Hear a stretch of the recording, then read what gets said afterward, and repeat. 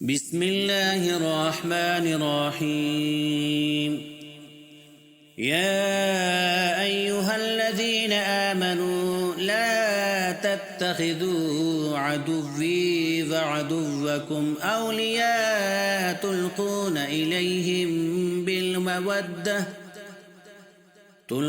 إليهم بالمودة وقد كفروا بما جاءكم من الحق يخرجون الرسول وإياكم أن تؤمنوا بالله ربكم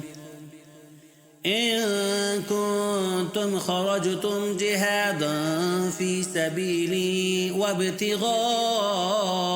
مرضاتي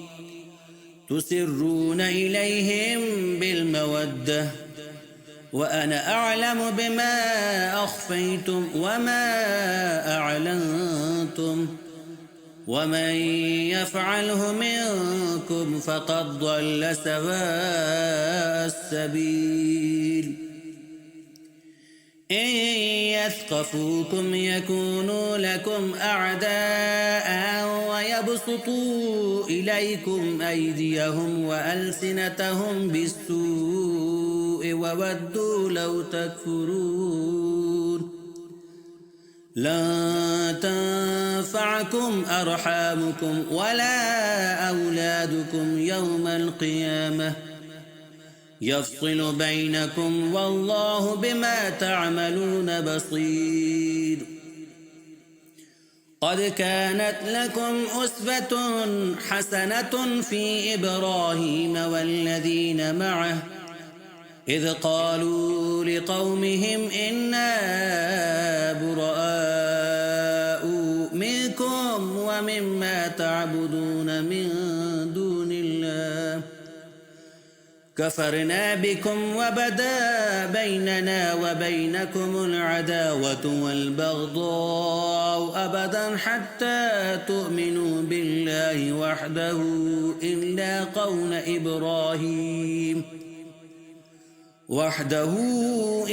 قول إبراهيم لأبيه لأستغفرن لك وما أملك لك من الله من شيء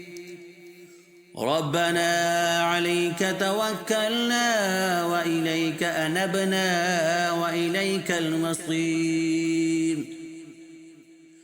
ربنا لا تجعلنا فتنة للذين كفروا واغفر لنا ربنا إنك أنت العزيز الحكيم.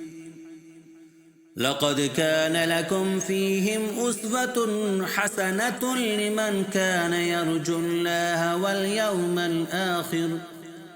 ومن يتول فإن الله هو الغني الحميد. عسى الله أن يجعل بينكم وبين الذين عاديتم منهم مودة والله قدير والله غفور رحيم. لا ينهاكم الله عن الذين لم يقاتلوكم في الدين ولم يخرجوكم من دياركم أن تبروهم وتقسطوا إليهم إن الله يحب المقسطين. إنما ينهاكم الله عن الذين قاتلوكم في الدين وأخرجوكم من دياركم وظاهروا على إخراجكم أن تولوهم ومن يتولهم فأولئك هم الظالمون.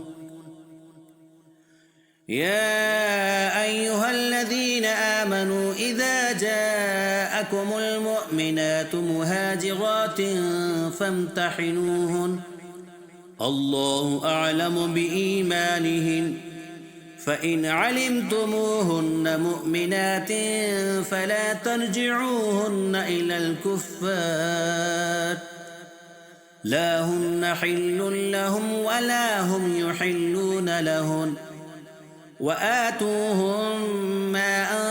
أنفقوا ولا جناح عليكم أن تنكحوهن إذا آتيتموهن أجورهن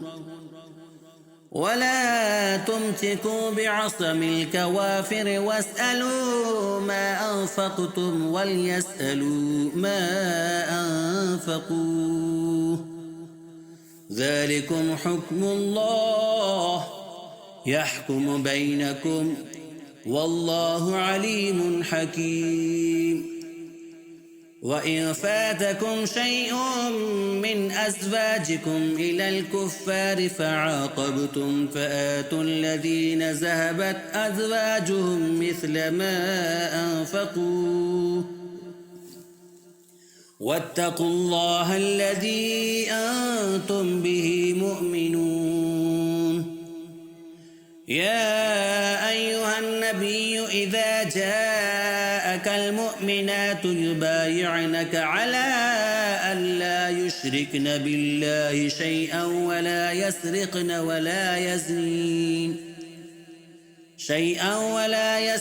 ولا يزنين ولا يقتلن أولادهن ولا يأتين ببهتان يفترينه بين أيديهن وأرجلهن ولا يعصينك في معروف فبايعهن واستغفر لهن الله إن الله غفور رحيم يا أيها الذين آمنوا لا تتولوا قوما غضب الله عليهم قد يئسوا من الآخرة كما يئس الكفار من أصحاب القبور